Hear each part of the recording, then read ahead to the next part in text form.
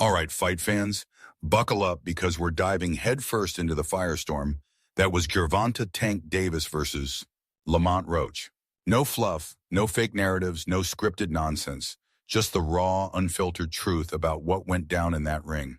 This isn't just a breakdown, this is a wake-up call for every single one of you who loves this sport, or at least claims to. We're about to peel back the layers of corruption, expose the agendas, and set the record straight.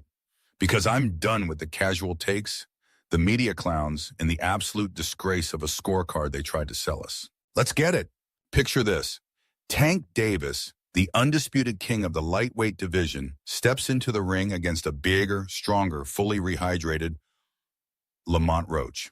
We're talking a dude who ballooned up to damn near 160 pounds after the weigh-in, while Tank was scraping by at maybe 145 if we're being generous. That's a 15-pound difference, folks. 15 pounds. And yet, the so-called experts, the Twitter warriors, and the haters want to sit there and act like this was some nail-biter, some razor-close fight where Roach was inches from snatching Tank's throne. Are you kidding me? Stop it. Stop it right now. You know how boxing works.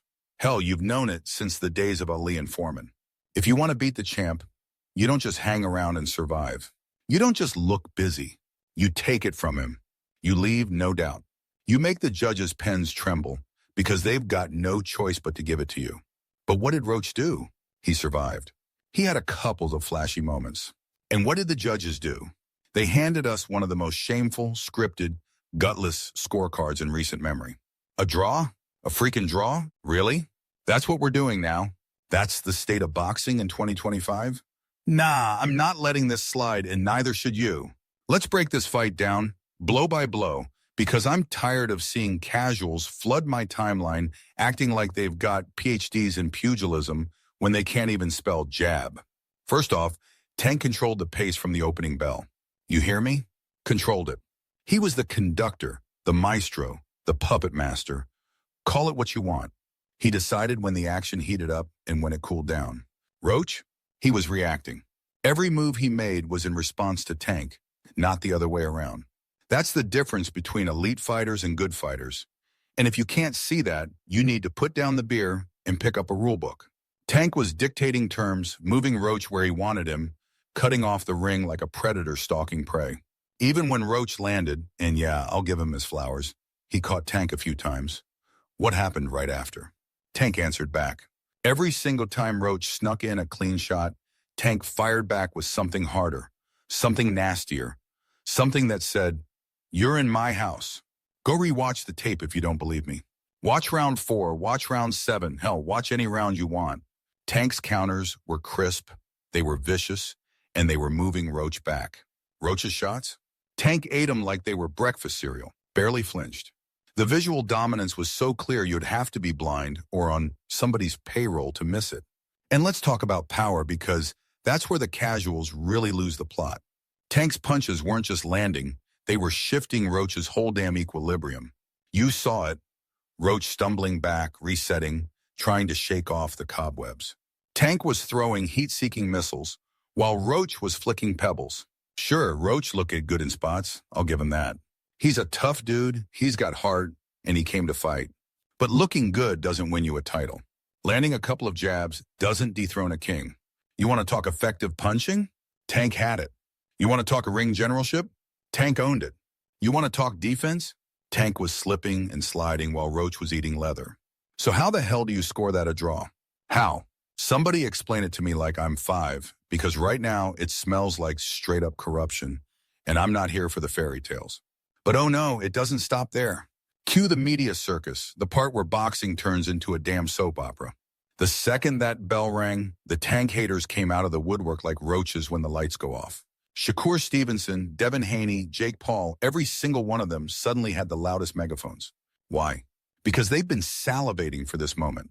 They've been praying on their knees every night for a chance to discredit Tank Davis. Shakur was out there tweeting like Roach just put on a masterclass of the century. A masterclass? Are you serious, bro? This is the same Shakur who got booed out of the building in his last fight for running laps around the ring, like he's training for the Olympics instead of throwing punches. The same dude who hugged his way to a decision and called it boxing IQ. Sit down, Shakur. You're the last person to be preaching about entertainment or dominance in this sport. And then there's Devin Haney. Oh, Devin. This man's got the nerve to cry robbery when he went life and death with Lomachenko, got outworked for 12 rounds, and still walked away with a gift-wrapped decision because the judges felt generous that night. Now he's out here acting like he's the moral compass of boxing? Make it make sense, somebody, anybody, because I'm losing brain cells trying to figure it out. This is boxing politics at its slimiest, folks. Tank Davis isn't just a fighter. He's the face of this sport. He's the guy who sells out arenas without kissing the right rings or playing the corporate game. He doesn't need ESPN's talking heads propping him up. He doesn't need Top Rank scripting his every move. He doesn't need some sleazy promoter whispering in his ear about who to fight or what to say. Tank is his own man, and that's exactly why they hate him. Boxing's old guard, the suits, the power brokers, they can't stand it. They can't control him. He's not their puppet. He's not out here doing fluff interviews or smiling for the cameras like some manufactured poster boy. Nah, Tank just walks into that ring, knocks people out, and walks out with the crowd on its feet. He's the real deal in a sport full of phonies, and that burns them up inside. They want a champ they can market, a champ they can mold, a champ who will play by their rules. But Tank? He's rewriting the rule book, and they're scrambling to keep up. Let's circle back to the fight, because the real robbery isn't just that garbage scorecard. It's the way people are pretending Roach ran the show. I've seen takes on X saying Roach outboxed Tank, that he deserved the win. Outboxed him? Deserved it? Nah, fam. Keep that same energy you had when Loma got screwed against Haney. Remember that? When everyone and their grandma said Loma got robbed because he landed cleaner shots, controlled the ring, and made Haney look like an amateur for half the fight? If clean, effective punching and ring control mattered back then, they damn sure matter now. You can't flip the script just because it's Tank on the other end. Roach had moments, not rounds, not dominance, just little flashes where he looked decent. That's not how you win a championship fight. That's not how you take a belt from a king. You don't get a participation trophy for showing up and surviving.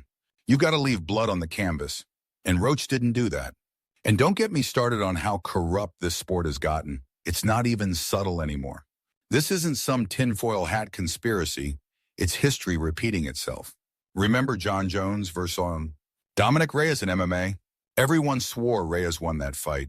Outstruck Jones, pushed the pace, had him on the ropes. What happened? Jones got the nod. Why? Because when you're the champ, the challenger has to take it from you. It's the unwritten rule of combat sports. Tank did more than enough to keep his crown way more. But this isn't MMA, where at least they've got some semblance of accountability. This is boxing, where scorecards get scribbled in smoky back rooms before the fighters even lace up. This is boxing, where certain promoters have judges on speed dial, where the business always trumps the sport. This draw, it wasn't a mistake. It was a message, an attempt to humble Tank, to remind him that no matter how big he gets, he's still playing in their sandbox. They want him to bend the knee, but guess what? He won't. This robbery doesn't tarnish his legacy, it cements it. Go scroll X right now. Who's trending? Not Lamont Roach. It's Tank Davis. People aren't debating Roach's greatness. They're screaming about how Tank got screwed. That's the story. And if you don't believe me, look at the haters scrambling for excuses. The same clowns who spent years yelling, "Tank hasn't fought anyone," are now flipping the script to "Tank struggled with Roach." Which is it, huh? Pick a damn side. You can't have it both ways. Either he's ducking killers or he's beating them. Make up your minds. Because the flip-flopping is giving me whiplash. Let's call this what it is. Another pathetic attempt to hold Tank back. Another chapter in boxing's corruption playbook. But here's the kicker. It's not going to work. Tank still runs this game. His name is bigger than the belts, bigger than the promoters, bigger than the networks. When he steps back in that ring, and trust me, he will, all this noise, all these hot takes, all these fake controversies, they vanish. Poof, gone. Because that's what Tank does. He doesn't argue with words. He answers with fists. He shuts people up the old-fashioned way by knocking them out cold. And when he does, I don't want to hear a single excuse. Not from Shakur, not from Haney, not from the judges, not from nobody. The king stays king, and the pretenders stay pretending. So here's where you come in, fight fans. I want to hear from you. Was this one of the worst decisions in boxing history? Or am I tripping? Did Roach actually deserve that draw, or is this just another slimy example of boxing politics rearing its ugly head? Drop your thoughts below. Don't hold back. Don't sugarcoat it. Let's get real. And if you're still sleeping on this sport, if you're still buying the media's BS, then wake the hell up and subscribe to Combat Sports X. We're here for the truth, no bias, no agendas, just pure, unfiltered fight talk. Let's keep this fire burning, because Tank Davis isn't done, and neither are we.